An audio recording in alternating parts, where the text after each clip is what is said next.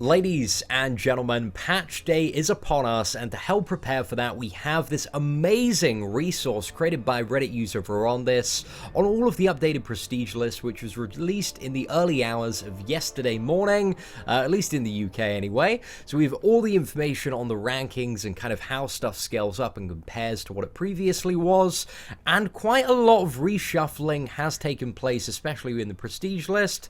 Certain characters now considerably better than others in classes, and some characters, yeah, just are right at the bottom, but we'll talk about those.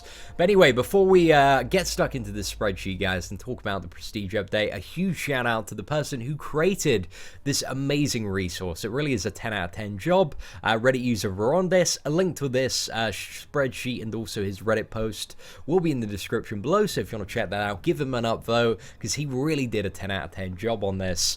So for some of the newer players who might not be aware what prestige is basically the base power index, or PI, of your champions without any masteries, without any buffs. And at endgame, your prestige is determined by your top 5 characters added together and then divided by 5, and that contributes to stuff like making alliance quests more difficult so that you can score more points and get better rewards. So prestige, when it comes to endgame, is really important to bear in mind, and it's one of those things that endgame you kind of have to juggle building a viable roster and also ranking up characters that are going to give you really good prestige if you want to push into higher level alliances to get better rewards and rank up materials from alliance quest. So that was a quick 101 on prestige for some people who may not be super familiar with it.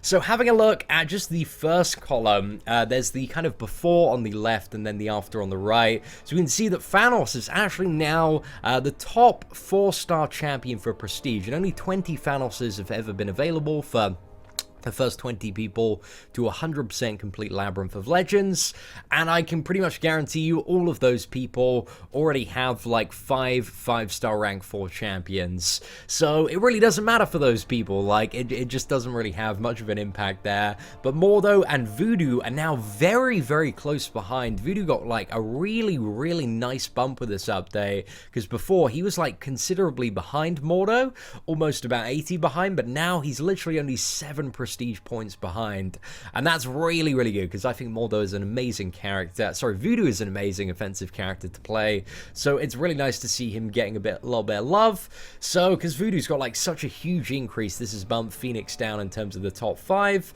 but she is still like quite a way up there along with Quake in comparison to some of the other characters. Ghost Rider as well is a character that has received a lot of love with this prestige update, and I'm finally glad that Ghost Rider is ranking higher than Loki on the prestige list. That is amazing news to hear, because I have quite high hopes for Ghost Rider in the patch. I already think he's a really incredible champion, requires a lot of skill and knowledge to play. So after the update, I'm hoping that he's like even better in the current state of the game. So I'm very excited about the Ghost Rider prestige update. Howard's had a little bit of a bump, not too much, but he's still the top tech champion by an absolute landslide. A lot of the other tech champions are just so much lower in comparison. We also have Rogue. She's been bumped up a bit to kind of surpass Gwenpool in terms of prestige. However, Gwenpool still is by far the top skilled champion in terms of prestige. Some pretty nice rank in prestige there, but Karnak comes like very shortly after. The gap has been closed between the two champions a bit, but it wasn't like that high of a gap in between in the first place. Cable, again, about the same ranking. Hood and Hyperion have switched places, so Hood is now slightly better than Hyperion, but you know, there are 4 other Mystic characters above Hood ranked for prestige. So I really like Hood. He's a fun character to play, but I'd much rather have like a Mordo, Voodoo, or Ghost Rider than a rank 5 Hood, in my opinion anyway. Then we also have Nightcrawler. Immortal Iron Fist has actually had quite a nice bump to his prestige as well to bring him up a couple of places. Also knocking down Beast and Gambit. They're in a similar order there. And then apart from that, we have the classic version of Vision, Crossbones, Civil Warrior, Rocket Raccoon, and Ultron, still maintaining quite a strong rank there. However, one of the champions that I'd say like was really good before has been knocked down a bit, and that's Electro. Electro used to be like so sick for prestige, but now he's behind Captain America World War II, which is a little bit upsetting. I was going to rank up my Electro for Alliance War Defense and Prestige, but I don't think now I'm going to have a solid use for him, so I'm probably looking at one of the top 10 characters. It might be Ghost Rider, because I need like one really, really solid ranking 4-star champion for Prestige, so it might be him, or I might wait for the 5-star Voodoo, actually. I think that might be the better option, because we should have 3 crystals to open for that. I'll have a little bit of a think and assess the situation when the patch comes out, but as you can see, there's a lot of stuff that's juggled about and changed. So this is, there's a second column, Prestige by name, if you want to find a very specific champion there, just quickly. There's also a column talking about the highest increases for champions, and I think this is a very, very interesting one to bear in mind. Hulk has had a huge bump to his prestige. He's gone up by 377. However, that's still really, really low. That's still not very good, but he was like second. I think he was actually third to bottom before. I think Spider-Man 4 and then Hulk.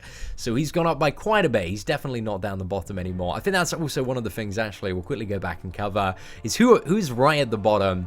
And it's 4. After the update, it is 4. He used to be second to last, but now with his nerf, way to kick him while he's down. He's right at the bottom there. Wolverine is second at the bottom, but Wolverine's still like a really, well, should be still a really, really good champion. So that doesn't matter too much. You won't need Wolverine for the prestige. You just need him for being a badass. That's pretty much it. But you can see like Juggernaut, Hawkeye, Winter Soldier. A lot of their kind of classic and old champions are very much lurking down the bottom here.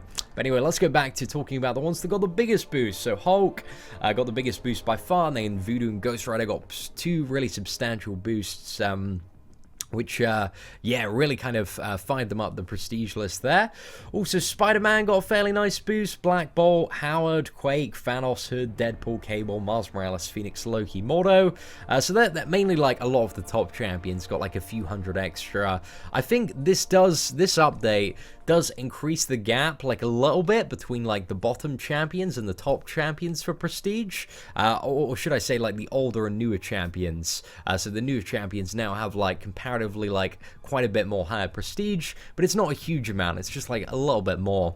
And the lowest gain on prestige was 56 from Electro, so we talked about his kind of D-ranking in comparison to Captain America World War II in the first column, but not much love for your boy Electro there. The next column also covers basically the change to their ranking, like how many spots they went up. And obviously this is, you know, better or worse in some scenarios, like Hulk, because he was quite low down and all of those characters have quite low prestige. He climbed so many spaces there. He went 28 spaces up. Then we had the classic version of Deadpool, who got 11 additional spaces.